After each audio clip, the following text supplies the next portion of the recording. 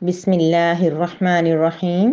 واو اور اذ جب، اخذ لیا نا ہم نے، میثاق پکا وعدہ، کم تم سے، واو اور رفع اٹھا دیا، نا ہم نے، فوق اوپر، کم تمہارے، الطور کوہ طور کو، خذو تم پکڑو، ما جو، آتے دیا نا ہم نے، کم تمہیں، بھی ساتھ، قوتن مضبوطی کے، وذکرو اور تم یاد کرو، ما جو کچھ، فی میں ہی اس میں ہے، لعل تاکہ، یا شاید، کم تم، تتقون پرہیزگار بن جاؤ۔ وَإِذْ أَخَذْنَا مِيثَاقَكُمْ اور جب ہم نے تم سے پختہ عہد لیا، وَرَفَعْنَا فَوْقَكُمُ الطُّورَ اور ہم نے تمہارے اوپر کوہ طور کو بلند کر دیا، خُذُوا مَا آتَيْنَاكُمْ بِقُوَّةٍ کہ جو ہم نے تمہیں دیا ہے اس کو مضبوطی کے ساتھ تھام لو، وَاذْكُرُوا مَا فِيهِ اور جو کچھ اس میں ہے اس کو یاد کرو، لَعَلَّكُمْ تَتَّقُونَ تاکہ تم پرہیزگار بن جاؤ۔ پھر اس کے بعد بنی اسرائیل کا ایک اور عمل بیان کیا جا رہا ہے، وَإِذْ أَخَذْنَا مِيثَاقَكُمْ اور جب ہم نے تم سے پکا عہد لیا۔ میثاق کا جو لفظ ہے یہ وثق سے ہے، اور وثق کا مطلب ہوتا ہے کسی چیز کو مضبوطی سے باندھنا، اور میثاق وہ وعدہ ہوتا ہے جس میں آپ کسی چیز سے بندھ جاتے ہیں۔ تو پہلے تو بنی اسرائیل کی قوم خود موسیٰ علیہ السلام سے کہتی ہے کہ موسیٰ ہمارے پاس کوئی کتاب ہونی چاہیے، ہمارے پاس کوئی علم ہونا چاہیے تاکہ ہمیں پتہ چلے کہ ہم نے زندگی کیسے گزارنی ہے۔ پھر جب اللہ تعالیٰ انہی کی فرمائش کے اوپر جب کتاب دیتے ہیں تو وہ کہتے ہیں موسیٰ یہ تو بہت مشکل ہے، اس پہ تو ہم سے عمل نہیں ہوگا۔ تو یہاں پہ اللہ تعالیٰ اس عمل کو بیان کر رہے ہیں کہ جب ہمیں تم سے اس بات کا پختہ عہد لیا تھا، وَرَفَعْنَا فَوْقَكُمُ الطُّورَ اور ہم نے تمہارے پر کوہ طور کو جو ہے وہ بلند کر دیا تھا۔ اب یہ ایکچوئل کیا کیفیت تھی کہ اس پہاڑ کو کیسے جو ہے ان کے اوپر بلند کر دیا گیا تھا، اس کے بارے میں مختلف مفسرین کرام کی رائے ہیں، لیکن سب مفسرین کرام یہ فرماتے ہیں کہ حقیقت صرف اللہ تعالیٰ کی ذات ہی جانتی ہے، کوئی ایک ایکوریٹ بات نہیں کہی جا سکتی، لہٰذا عین ممکن ہے کہ کوہ طور کو اوپر اٹھا لیا گیا ہو، جیسے پہاڑ کی چوٹی کے اوپر بہت زیادہ بادل ہوتے ہیں، گرج ہوتی ہے، چمک ہوتی ہے، اس کیفیت کو جو ہے وہ پہاڑ کے اٹھائے جانے کے ساتھ بیان کیا جا رہا ہے۔ دوسرا یہ بھی معنی بیان کیا جاتا ہے کہ عین ممکن ہے کہ کوہ طور پر کوئی چٹان یا بادلوں کی طرح کا کوئی ایسا معاملہ ہو جو ان کے سروں کے اوپر لا کے کھڑا کر دیا گیا ہو، واللہ عالم، اس کی حقیقت ہم نہیں جانتے، لیکن وہاں پہ اللہ پاک نے ان سے کہا تھا کہ خذو پکڑو، ما آتینکم جو ہم تمہیں دے رہے ہیں، بقوت مضبوطی کے ساتھ، یعنی کہ کتاب جو دی جاتی ہے اس کو مضبوطی سے پکڑنا ہوتا ہے، کیونکہ بہت سارے مقام ایسے آتے ہیں کہ جہاں کتاب جو کہتی ہے وہ ہماری سوچ سے، ہماری زندگی سے، ہماری لائف سٹائل سے ٹکرا رہی ہوتی ہے، اس وقت میں اس کتاب کو مضبوطی سے پکڑنا ہوتا ہے۔ وَاذْكُرُوا مَا فِيهِ اور جو کچھ اس کے اندر ہے اس کو یاد رکھو۔ گویا کہ کتاب کے ساتھ دو عمل بتائے جا رہے ہیں، ایک اس کو خود اٹسیلف انسان کو جو ہے مضبوطی کے ساتھ پکڑنا ہوتا ہے، پھر اس کتاب کا مذاکرہ جو ہے، اس کا بیان جو ہے وہ دوسروں کے ساتھ کرنا ہوتا ہے، اور علم چیز ہی ایسی ہے کہ پہلے خود سیکھی جاتی ہے پھر آگے دوسروں کو دی جاتی ہے۔ جو علم خود سیکھنے کے بعد دوسروں کو نہ دیا جائے وہ نفع والا علم نہیں ہوتا، اس علم کا کوئی فائدہ نہیں ہوتا۔ تو اللہ تعالیٰ کی الہامی کتابیں تو علم سے بھری ہوئی ہیں، لہذا فرسٹ سٹیپ میں اس کو سیکھنا ہے اور سیکنڈ سٹیپ میں اس کو دوسروں تک پہنچانا ہوتا ہے، لعلکم تتقون تاکہ تم اپنے آپ کو بچا سکو۔ اب یہاں پہ متقی کا معنی جو ہے وہ اس معنوں میں ہے کہ جب انسان کے پاس علم آتا ہے تو پھر وہ اپنے آپ کو گناہوں سے بچا لیتا ہے، اللہ تعالیٰ کی نافرمانیوں سے بچا لیتا ہے۔ نحمدہ و نصلی علی رسولہ الکریم، اما بعد۔ سورہ بقرہ کی آیت نمبر 63 ہے، جس میں بنی اسرائیل ہی کے بارے میں اللہ تبارک و تعالیٰ ایک اور واقعہ بیان فرما رہے ہیں۔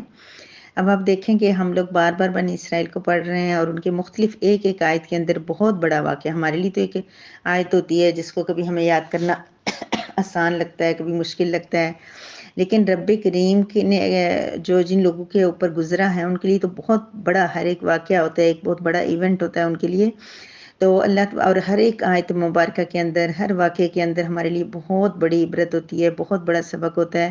صرف یہ کہ اللہ تعالیٰ کہتے ہیں فَاعْتَبِرُوا یَا أُولِي الْأَبْصَارِ، عقل والو تم عبرت حاصل کرو۔ اب ہم عبرت حاصل کرنے والے ہیں یا محض ہم ایک روٹین ورک، جس طرح کلاس میں اسکول میں سبق ہوتا ہے اس طرح ہم اس کو سن رہے ہیں، یا ہم سن بھی رہے ہیں یا نہیں سن رہے، صرف ایک رسمن جو ہے دیکھا دیکھی ہم گروپ میں آ گئے ہیں، یا کیا کر رہے ہیں، یہ سب اللہ پاک جانتے ہیں، اللہ پاک دیکھتے ہیں کس آیت سے ہم نے کتنا سبق حاصل کیا، کتنا ہم نے اس کو اپنی زندگی میں لایا، ہماری زندگی میں چینجنگ کتنی آئی.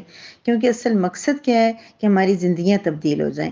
مقصد ترجمہ پڑھنا رٹنا نہیں ہے، یاد کرنا نہیں ہے. ترجمہ یاد کرنے کا یہ فائدہ ہے کہ آج ہم یاد کر لیں گے تو آج سے 10 سال بعد بھی جب ہم پڑھیں گے تو ہمیں مفہوم پتہ چل جائے گا کہ ہمارے پیارے اللہ میاں جی، ہمارے خوبصورت اللہ میاں جی ہم سے کیا کہہ رہے ہیں، کیوں اللہ پاک نے یہ آیت نازل کی ہے.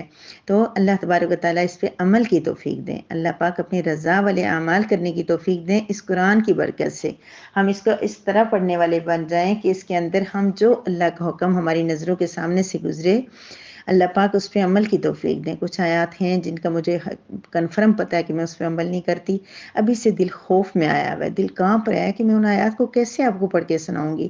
اللہ کرے ان آیات تک پہنچنے سے پہلے عمل آ جائے.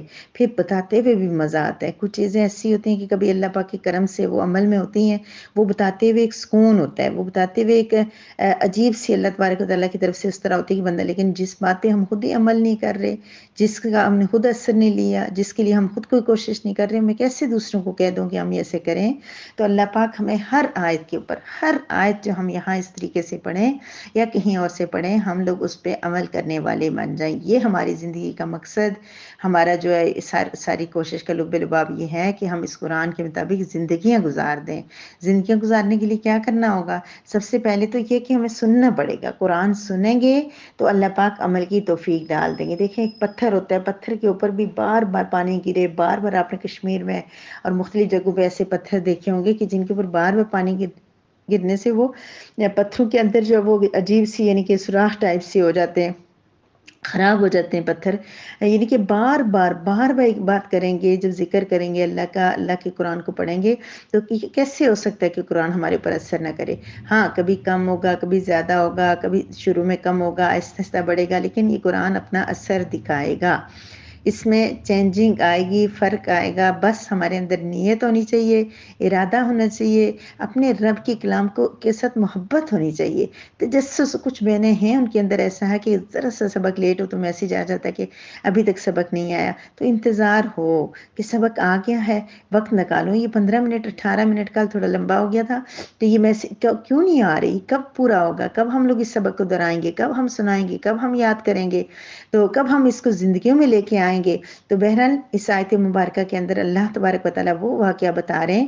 ایسا اگر ہمارے سامنے ہوتا نا تو ہو سکتا ہے ہم بھی کچھ ٹھیک ہو جاتے، لیکن بنی اسرائیل کے ساتھ اس طرح تھا کہ ان کے اندر کوئی غلطی ہوتی، کوئی ان کے اندر کوئی گناہ پایا جاتا، کوئی ان سے مسٹیک ہو جاتی، تو اللہ تبارک و تعالیٰ کی طرف سے چونکہ نبی ان کے اندر موجود ہوتے تھے تو اللہ پاک فوری طور پر، یہ بھی اللہ کا ایک بڑا ان پہ انعام تھا کہ وہ غلطی کرتے تھے اسی ٹائم ان پہ سزا آ جاتی تھی، اللہ کی طرف سے کوئی نیا حکم آ جاتا تھا. ہم لوگوں کا اس وجہ سے ہمارے پاس رعایتیں بھی اللہ پاک زیادہ کر رہے ہیں کہ ہمارے درمیان میں نبی موجود نہیں ہے. ہم گناہوں پہ گناہ کرتے چلے جاتے ہیں، ہمیں ڈیل دی جا رہی ہے. لیکن ان لوگوں کا ایسا تھا کہ ایک مرتبہ ایسا ہوا جیسا کہ آپ پڑھ چکے ہیں کہ بنی اسرائیل نے موسیٰ علیہ السلام سے پہلے خود کہا تھا کہ ہم اب آرام سے ہو گئے، سکون سے ہو گئے، فرعون سے ہمیں نجات مل گئی ہے، ہمیں کوئی کتاب چاہیے، اب ہمارے لیے کوئی اصول و ضوابط ہونے چاہیے جن کے مطابق ہم زندگی گزاریں. موسیٰ علیہ السلام اللہ پاک کے پاس گئے، اللہ پاک نے تورات پیش کر دی، لیکن انہوں نے اعتراض کر دیا. ہم کیسے مانیں کہ آپ کو رب نے یہ کتاب دی ہے؟ تو انہوں نے موسیٰ علیہ السلام نے کہا پھر کیا کیا جائے؟ انہوں نے کہا ہمارے بندے ساتھ لے کے جاؤ. بندے خود اللہ تعالیٰ کے سے کتاب لے کے آئے. جب اللہ تبارک وہاں گئے اور اللہ پاک نے جب ان سے کلام کر لیا، بتایا کہ میرا کلام ہے، اس پہ عمل کرو، پھر کیا کہنے لگے کہ رب ہمیں سامنے نظر آئے گا تو ہم مانیں گے. تو وہ بھی اپنے سارا واقعہ آپ کو یاد ہوگا کہ اللہ تبارک و تعالیٰ نے کیا کیا تھا، ان کے اوپر ان کی بے ہوشی طاری ہو گئی یا وہ وقتی طور پر فوت ہو گئے، تو موسیٰ علیہ السلام کی دعا سے زندہ بچ گئے تھے. یہ سارے واقعات انشاءاللہ آپ کی زندگی میں رہیں گے، آپ کو یاد رہیں گے. اب کیا ہوا جب وہ 70 آدمی واپس آئے تو آ کر ان کو بتایا کہ ہاں ہم نے سن لی اللہ کی زبان سے، اللہ پاک کے ایسے ہم نے ڈائریکٹ سن لیا، اللہ پاک کہہ رہے ہیں کہ یہ تو رات ہے، اس پہ عمل کرو. لیکن کیا کیا انہوں نے؟ اس میں چینجنگ کر دی، اس کے اندر تبدیلی کر دی. کیا تبدیلی کی؟ کہنے لگے بعد میں تھوڑے دنوں بعد خود، یعنی کہ جب ان کو جب تمام احکامات پہ عمل کرنا ان کو مشکل لگنے لگا، کچھ احکام ان کو بھاری لگنے لگے. تو ویسے یہی کنڈیشن ہماری ہے، جو مسئلے ہمیں آسان لگتے ہیں ان پہ ہم عمل بھی کر لیتے ہیں اور اس میں ہم بڑے دوسروں کے بھی ٹھیکیدار بن جاتے ہیں، اور یہ کام یہ اس طرح. لیکن جو کام ہمیں مشکل لگتا ہے نا، وہ پھر نہ ہم اپنی اصلاح کرتے ہیں اور نہ ہم دوسروں کے لیے کچھ کہتے ہیں، ہم پھر اس میں آگے ہی بڑھتے ہی چلے جاتے ہیں، بڑھتے ہی چلے جاتے ہیں، وہ کام کرتے ہی چلے جاتے ہیں۔ تو انہوں نے کیا کیا، انہوں نے کہا کہ اچھا ہاں ایک بات یہ بھی اللہ نے کہا تھا کہ جو اس میں سے آسان لگیں ان پہ عمل کر لینا، جو مشکل محسوس ہوں وہ چھوڑ دینا۔ اب یہ اتنی بڑی انہوں نے لوگوں کو، یہ نہیں ہو سکتا ہے کچھ لوگ عمل کر لیتے، تو ان کو ایسا ریلیف دے دیا، تو پھر وہ کیا کرنے لگے، وہ جو کام ان پہ سے ہو پاتا اس پہ عمل کر لیتے، جو ان کو مشکل لگتا ہے وہ کیا کر لیتے، چھوڑ دیتے۔ پھر اللہ تبارک و تعالیٰ نے کیا کیا کہ وَإِذْ أَخَذْنَا مِيثَاقَكُمْ، جب ہم نے تم سے پکا وعدہ لیا، یعنی وہ جو تورات لینے کے لیے آئے تھے تو اللہ پاک نے ان سے وعدہ لیا تھا کہ تم نے یہ تورات لے کے جا رہے ہو تو اس پہ عمل کرنا ہے، اس پہ زندگی گزارنی ہے، اس کے لائحہ عمل کو اپنی زندگی میں لے کے آنا ہے، اس کو عمل کرنے کے لیے لے کے جاؤ اور پڑھو۔ لیکن کیا ہوا، انہوں نے جب یہ سارا واقعہ ہوا انہوں نے اس پہ عمل کرنا چھوڑ دیا، انہوں نے کہا ٹھیک ہے جو آسان ہے ان پہ کریں گے، جو مشکل ہے ان پہ نہیں کریں گے۔ تو اللہ تبارک و تعالیٰ نے کیا کیا، رفعنا فوقکم الطور، ان کے اوپر طور پہاڑ کو بلند کر دیا۔ اچھا، بلند کرنے کی بھی مختلف صورتیں، پہلی بات تو یہ کہ ان کو شاید ایسا محسوس ہو رہا تھا، پہاڑ ادھر ہی تھا لیکن ان کو ایسے لگ رہا تھا کہ ہمارے اوپر گرنے لگا، یعنی وہ اس طرح ڈگمگا رہا تھا یا ہل رہا تھا۔ 2-3 جگہ پہ قرآن پاک میں اس کا ذکر ہے مختلف الفاظ کے ساتھ، لیکن ان کو بہرحال ایسا ہی محسوس ہو رہا تھا، سر کے ان کے اوپر، سر کے اوپر آ گیا تھا اور ان کو لگ رہا تھا کہ ابھی ہمارے اوپر گر آئے گا، تو پھر وہ گھبرا گئے بہت زیادہ۔ تو اللہ پاک نے اس سر کے اوپر ان کے پہاڑ رکھے، ان کو کہا کہ میرے جو ہے نا مضبوطی کے ساتھ جو احکامات میں نے تمہیں دیے تھے ان پہ عمل کرو، اور جو کچھ بھی اس کے اندر لکھا ہوا ہے اس کو یاد کرو اور پرہیزگار بن جاؤ۔ اچھا، سوال یہ پیدا ہوتا ہے کہ اچھا پہلی بات کیا کہ اللہ پاک نے کیا فرمایا کہ جو دیا ہم نے تم کو اس کو مضبوطی کے ساتھ پکڑو، تو ہمیں بھی اللہ پاک یہ کہہ رہے ہیں، ٹھیک ہے، یاد رکھیے کہ اللہ پاک ہمیں بھی یہ بات کہہ رہے ہیں۔ ہمیں اب دیکھیں ہر پوری آیت نہیں ہوتی، آیت کے جز بھی ہوتے ہیں، جب جیسے طا لکھا ہو اور با جیم دال اس طرح چھوٹی چھوٹی چیزیں، اس کے بعد جو جملہ شروع ہوتا ہے نیا جملہ ہوتا ہے، وہ نیا جملہ بے شک پچھلے کے ساتھ اس کا سیاق و سباق ہوتا ہے، تعلق ہوتا ہے، لیکن وہ ہمارے لیے الگ سے بھی ہو سکتا ہے۔ اب یہ جو اللہ پاک نے فرمایا خذوا ما آتیناکم بقوۃ واذکروا ما فیہ لعلکم تتقون، یہ ہمارے لیے بھی اللہ پاک فرما رہے ہیں، ہم سے کہہ رہے ہیں کہ تمہیں جو قرآن کے اندر میں نے دیا ہوا ہے اس کو مضبوطی سے تھام لو اور جو کچھ اس میں اس کو یاد کرو۔ یہ مختلف جگہوں پہ اللہ پاک نے یہ بات ہمیں کہی ہوئی ہے، یہاں اللہ پاک بنی اسرائیل کو کہہ رہے ہیں، لیکن صرف بنی اسرائیل کے لیے نہیں ہے یہ جملہ، یہ ہمارے لیے بھی ہے، ہمارے لیے بھی ہے کہ ہم اس قرآن کے اندر موجود احکامات کو مضبوطی سے تھامیں، جو کچھ اس کے اندر ہے وذکروا، یاد کریں۔ کیسے یاد کریں گے؟ جب ہم کہتے ہیں کہ ہم فلاں کو یاد کر رہے ہیں، ہمیں امی یاد آ رہی ہیں، ابو یاد آ رہے ہیں، بھائی یاد آ رہے ہیں، تو کیا کرتے ہیں؟ ہم ان کا ذکر کرتے ہیں، ان کی باتیں کرتے ہیں، یا ان کو دل میں ان کے بارے میں ہم سوچتے ہیں۔ تو یہاں کیا کہ ہم بھی قرآن کے بارے میں سوچیں، ہم یاد کریں اس کو، ہم اس کا ترجمہ پڑھیں، ہم اس کی صورتیں یاد کریں، آیتیں یاد کریں، اس کی تجوید ٹھیک کریں، اس کی تلاوت کریں، اس کو یاد کریں۔ تو یہ ان کو کہا گیا ہے، لیکن ہمارے لیے بھی لعلکم تتقون۔ کیا ہوگا اگر وہ تورات پڑھنے سے ان کے اندر پرہیزگاری آ سکتی ہے تو کیا قرآن پڑھنے سے نہیں آئے گی؟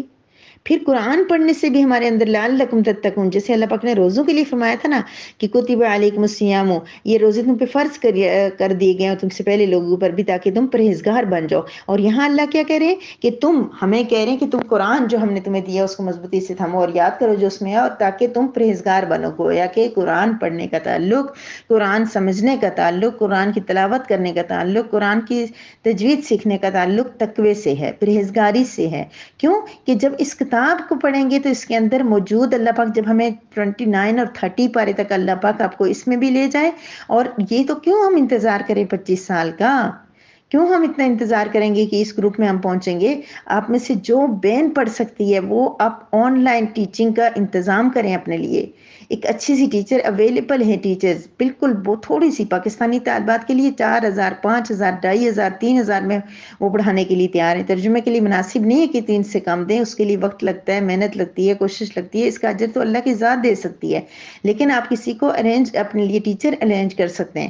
پھر جو باہر کے ممالک ہیں وہ بھی اپنے حساب سے کچھ 50 60 40 30 ڈالر دے کے وہ پڑھ سکتے ہیں، تو آپ خود سے الگ سے پڑھنا شروع کر دیں۔ ابھی بھی اگر اعتماد نہیں آیا تو سورہ بقرہ کمپلیٹ ہونے پہ شروع کر دیں۔